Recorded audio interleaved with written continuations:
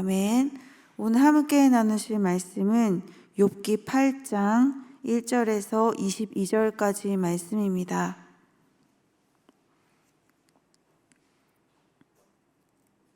욥기 8장 1절에서 22절까지 말씀. 저 한 절 성도님 한 절 번갈아 교독하겠습니다. 제가 먼저 1절 읽겠습니다. 수아 사람 빌닷이 대답하여 이르되 내가 어느 때까지 이런 말을 하겠으며 어느 때까지 내 입의 말이 거센 바람과 같겠는가. 하나님이 어찌 정의를 굽게 하시겠으며 전능하신 이가 어찌 공의를 굽게 하시겠는가. 내 자녀들이 주께 죄를 지었으므로 주께서 그들을 죄에서 버려 두셨나니 내가 만일 하나님을 찾으며 전능하신 이에게 간구하고 또 청결하고 정직하면 반드시 너를 돌보시고 내 의로운 처소를 평안하게 하실 것이라. 내 시작은 미약하였으나 내 나중은 심히 창대하리라. 청하건대 너는 옛시대 사람에게 물으며 조상들이 터득한 일을 배울지어다. 우리는 어제부터 있었을 뿐이라. 우리는 아는 것이 없으며 세상에 있는 날이 그림자와 같으니라. 그들이 내게 가르쳐 이르지 아니하겠느냐. 그 마음에서 나오는 말을 하지 아니하겠느냐. 왕골이 짐벌이 아닌 데서 크게 자라겠으며 갈대가 물 없는 데서 크게 자라겠느냐. 이런 것은 새순이도다. 아직 뜯을 때가 되기 전에 다른 풀보다 일찍이 마르느니라. 하나님을 잊어버리는 자의 길은 다 이와 같고 저속한 자의 희망은 무너지리니 그가 믿는 것이 끊어지고 그가 의지하는 것이 거미줄 같은즉 그 집을 의지할지라도 집이 서지 못하고 굳게 붙잡아 주어도 집이 보존되지 못하리라. 그는 햇빛을 받고 물이 올라 그 가지가 동산에 뻗으며 그 뿌리가 돌무더기에 서리어서 돌 가운데로 들어갔을지라도 그곳에서 뽑히면 그 자리도 모르는 채 하고 이르기를 내가 너를 보지 못하였다 하리니 그 길의 기쁨은 이와 같고 그의 다른 것이 흙에서 나리라. 하나님의 순전한 사람을 버리지 아니하시고 악한 자를 붙들어 주지 아니하시므로 웃음을 내 입에 즐거운 수레를 내 입술에 채우시리니 너를 미워하는 자는 부끄러움을 당할 것이라. 악인의 장막은 없어지리라. 아멘. 엘리바스 전절을 좀 살펴보면요, 엘리바스의 말을 들은 욥은 탄식하기 시작합니다. 그의 첫 번째 탄식은 친구를 향한 탄식이었어요. 그리고 고난 속에 있는 이 자신의 실상에 대한 탄식이었습니다. 욥은 자신의 고난이 이 죄에 대한 형벌이고 그러한 고난을 받을만 하니까 받았다고 판단하는 친구들의 발언에 대해서 이렇게 탄식해요. 그리고 자신의 이 고난에 대한 괴로움을 하나님 앞에서 토로합니다. 욥은 하나님이 마치 자신을 관역 삼아서 화살 쏘듯 잔인하게 대하신다라고 생각했어요. 자신의 무고함을 증명하려고 하나님을 찾으려는 욥의 시도에 대해서 빌닷은 하나님의 인과응보 교리에 대한 이 중대한 도전으로 받아들였습니다. 빌닷은 인과응보의 교리와 하나님을 같은 것으로 여기고 있었어요. 오늘 본문의 1절에서 7절은 인과응보의 원리를 욥과 욥의 자녀들이 당한 일에 적용하고요. 하나님께서 인과응보로 모든 일을 다스리신 일에 대해서 그 이후에는 증명하는 내용이 나옵니다. 8절에서 10절은 조상들의 가르침, 11절에서 19절은 자연의 원리입니다. 마지막으로 이런 원리에 근거해 욥이 무엇을 택하여야 할지를 20절과 22절에서 언급하고 있습니다. 빌닷은 욥에게 이렇게 말합니다. 당신이 어느 때까지 이런 말을 하겠는가? 지금 당신이 하는 말은 거센 바람과도 같다라고 말하고 있는데요. 거센 바람이라는 말은 다른 구절에서 소동하고 파괴한다라는 의미로 사용되었습니다. 욥이 하나님에 대해서 급격하게 반항하며 파괴적인 태도를 보이고 있다고 보았어요. 빌닷에게 있어서 이런 행동은 하나님 앞에서는 절대 해서는 안 되는 행동이죠. 하나님이 정의를 굳게 하시고 공의를 굳게 하시는 것이라고 표현하는 것이나 다름이 없다고 보았습니다. 죄를 지은 자가 벌을 받는다는 것은 예외가 없고 하나님은 인과응보의 원리를 반드시 지키시는 분이신데 그런 고난을 만난 욥 당신이 자신의 죄는 돌아보지 않고 하나님께 이해되지 않는 것을 물으며 탄식하고 있는 것인가? 그것은 무엇인가? 지금 당신이 아니라 하나님이 잘못되었다라고 말하는 것 아닌가? 그는 이렇게 보고 있는 것이죠. 이어서 4절에서 빌닷은 인과응보의 원리를 욥의 자녀에게 적용하고 있어요. 당신 자녀들의 죽음은 죽을 만한 죄를 범했기 때문입니다. 그러나 당신은 이 징계 가운데서도 아직 살아있으니 이제라도 하나님을 찾고 하나님께 간구하고 청결하고 정직하면 반드시 하나님께서 당신을 돌보시고 평안하게 하실 것입니다 라고 지금 말하고 있죠. 그러면서 이렇게 말합니다. 당신의 시작은 미약하였지만 당신의 나중은 심히 창대할 것입니다. 이 성구가 이런 맥락에서 나온 것입니다. 이어서 빌닷은 8절에서부터 10절에 이렇게 말합니다. 인과응보의 원리가 옳은 이유는 오랜 전통으로부터 나왔기 때문입니다. 짧은 시대를 사는 경험으로 이것을 판단하지 마십시오.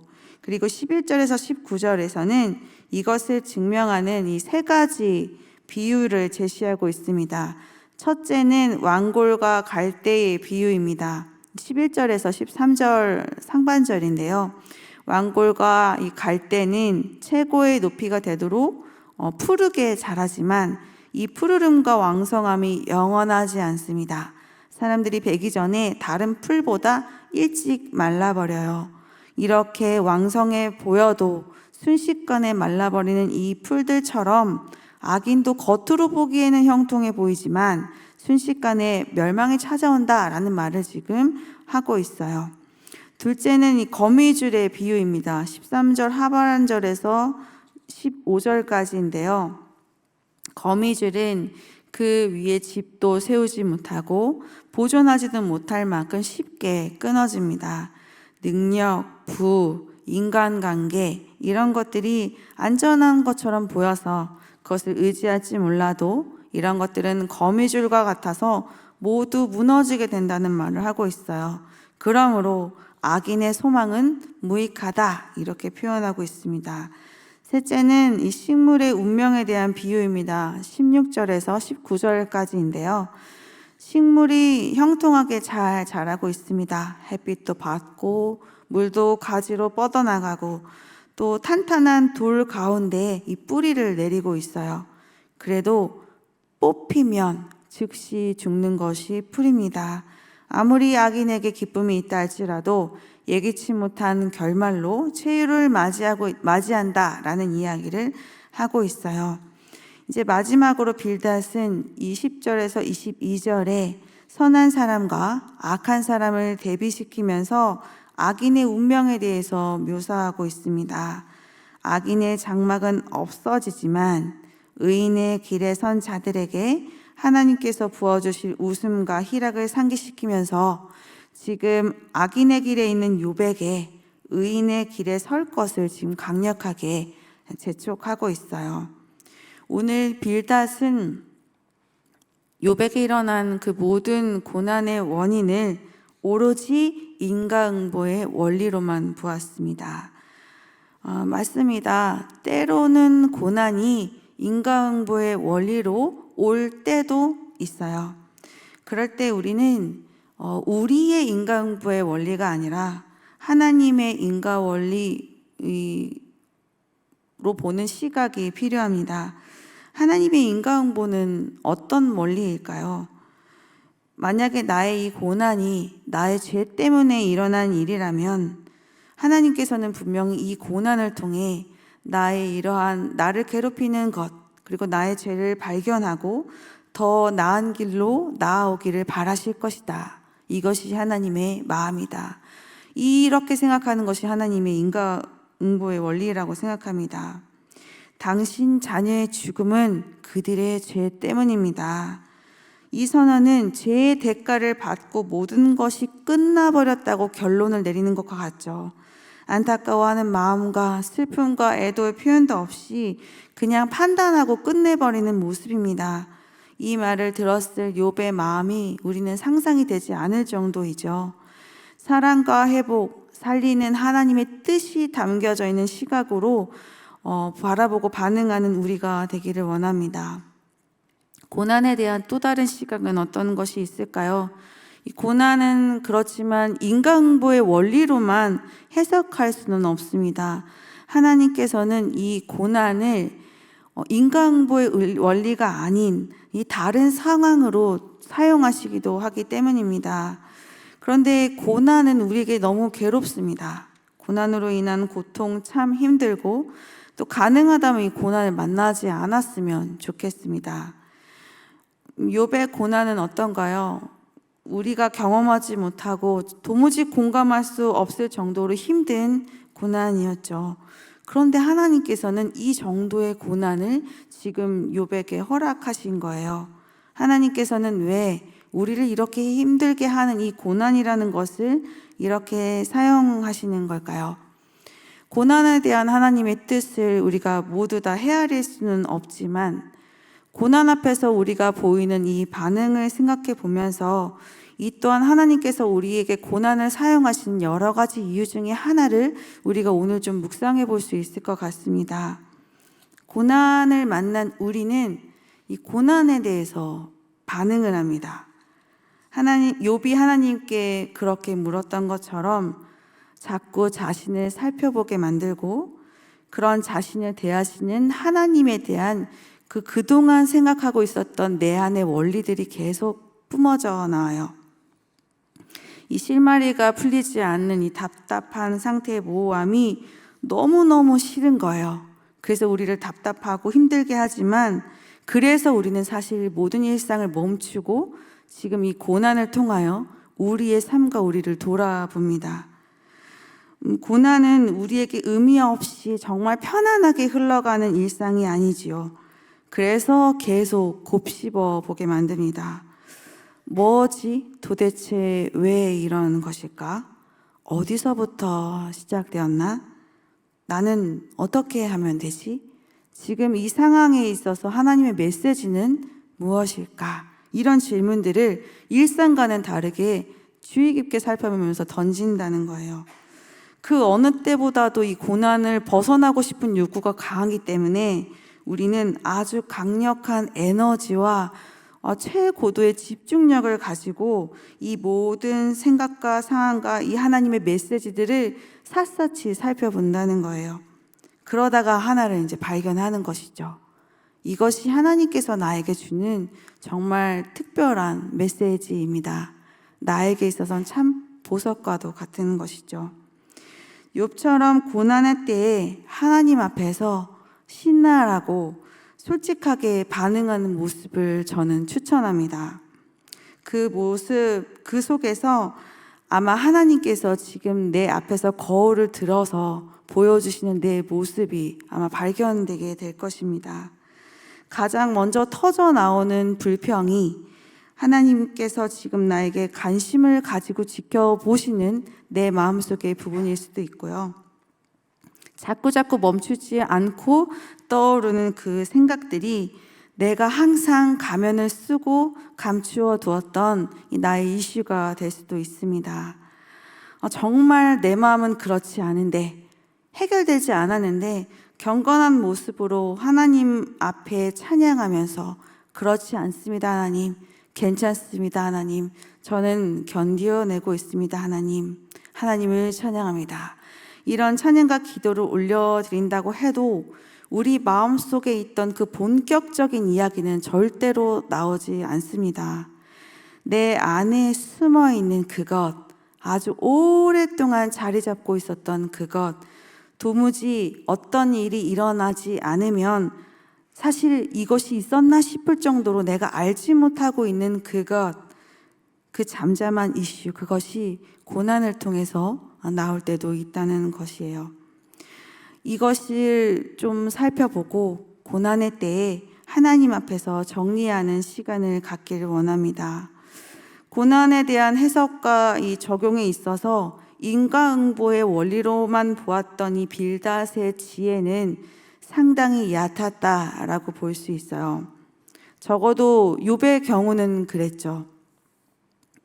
욥이 만약에 그의 겉면대로 아무것도 해결되지 않은 그 상태에서 하나님에게 간구하고 자신의 경건을 이용해서 스스로 그 고난에서 이제 빠져나왔다라고 우리가 가정하게 된다면 그것은 어떤 결과를 말해줄까요? 사탄이 하나님께 말했죠. 욥이 왜 하나님께 경외하는 모습을 보이면서 살겠습니까? 그는 보상을 바라면서 하나님을 경외하는 것입니다. 이러한 사탄의 주장을 입증하는 것이 될 것입니다. 그런데 우리는 이제부터는 이 고난을 바라보는 이 시각이 얕은 시각에서 더 깊어지는 시각들로 전환되는 그런 은혜가 있기를 원합니다. 누구도 이해하지 못하고 감당할 수 없는 고난을 만나신 성도님들 혹시 계신가요? 하나님께서 이 고난 가운데서 속히 건져주시기를 원합니다. 그리고 아울러 이 고난 가운데서 값진 보석을 하나님과 나 사이에서 그 은밀한 보석을 발견하는 은혜의 시간이 되시기를 원합니다. 함께 기도하시겠습니다. 사랑이 많으신 하나님, 은혜 주심을 감사합니다. 늘 좋은 일, 행복한 일들만 만나고 싶지만 어려운 일을 만날 때도 있습니다. 몹시 괴롭고 너무 힘들어서 하나님께서 우리를 이 어려움 속에서 속히 건져주시기를 원합니다. 아울러 고난을 허락하신 하나님 앞에서 우리를 살펴보고 값진 보석을 발견하는 은혜도 있기를 소망합니다. 고난 가운데 나도 알아가고 하나님도 알아가는 은혜가 있기를 원합니다. 우리에게 깊은 지혜를 주시고 따뜻한 마음과 솔직한 용기를 허락하여 주옵소서. 오늘도 우리 배우자, 자녀, 부모님, 또 믿음의 동역자들과 함께 하시고 동행하여 주옵소서. 입시를 준비하는 우리의 자녀들을 위해 기도합니다. 수능, 수시, 실기, 면접, 유학 등 모든 입시를 준비하는 자녀들에게 담대한 마음을 주시고 모든 상황 가운데 지켜 보호하시며 그들과 함께하여 주옵소서. 감사드리며 예수님의 이름으로 기도드렸습니다. 아멘. 두 가지 기도 제목으로 기도하신 후에 개인 기도로 나아가겠습니다. 하나님을 더 깊이 알아가게 하시고 성숙한 지혜로 우리의 삶을 바라보는 은혜가 있게 하여 주옵소서. 입시를 준비하는 모든 자녀들 가운데 함께하여 주옵소서. 함께 기도하시겠습니다.